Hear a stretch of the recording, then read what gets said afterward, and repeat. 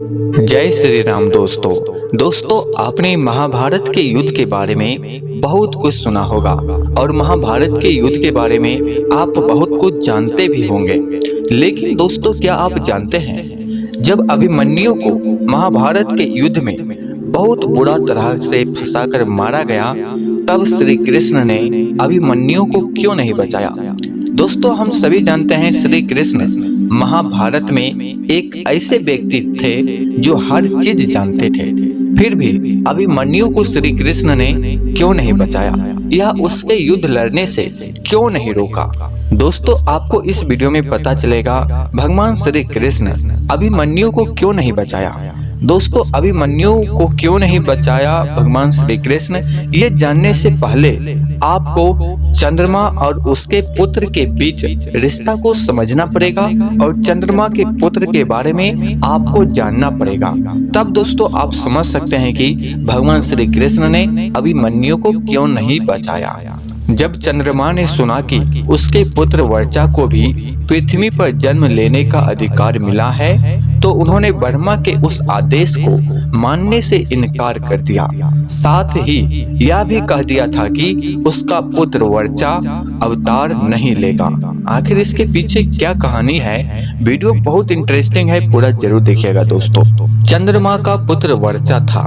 कहते हैं कि चंद्रमा कभी नहीं चाहते थे कि उनका बेटा पृथ्वी पर जाकर महाभारत का युद्ध लड़े, परंतु उन्हें विवश होकर अपने अपने पुत्र को महाभारत के युद्ध के लिए भेजना पड़ा था।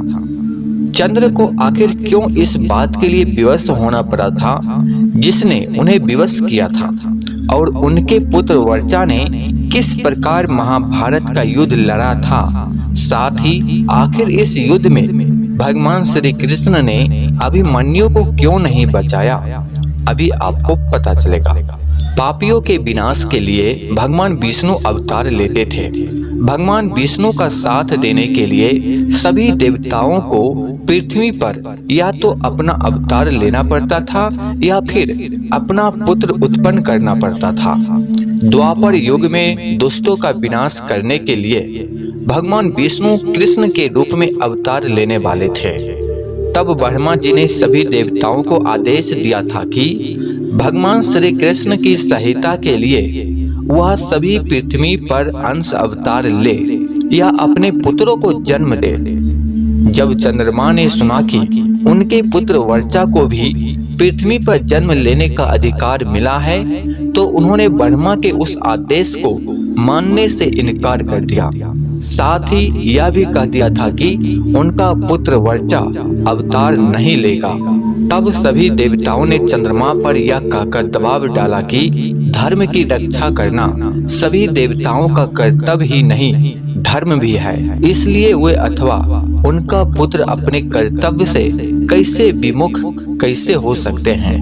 देवताओं के इस प्रकार दबाव डालने पर चंद्रमा विवश हो गए थे, लेकिन फिर भी उन्होंने देवताओं के सामने एक शर्त रख दी। शर्त यह था कि उसका पुत्र ज्यादा समय तक पृथ्वी पर नहीं रहेगा।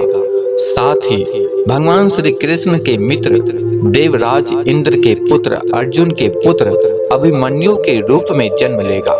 वह भगवान श्री कृष्ण और अर्जुन की अनुपस्थिति में अकेले ही अपना पराक्रम दिखाता हुआ वीर गति को प्राप्त करेगा, जिससे तीनों लोकों में उसके पराक्रम की चर्चा होगी। इसके साथ ही चंद्रमा ने देवताओं के सामने यह भी शर्त रख दी कि अभिमन्यु का पुत्र भी उस कुरु मंच का उत्तराधिकारी होगा।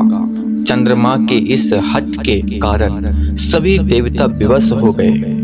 तब चंद्रमा के पुत्र वर्चा ने महारथी अभिमन्यु के रूप में जन्म लिया था, जिसके बाद द्रोणाचार्य द्वारा रचे गए चक्रव्यूह में अभिमन्यु फंसकर बुरी तरह से मारे गए। और यही कारण है कि भगवान श्री कृष्ण भी अभिमन्यु को नहीं बचा पाए। दोस्तों, आपका क्या राय है? आप कमेंट जरूर कीजिएगा।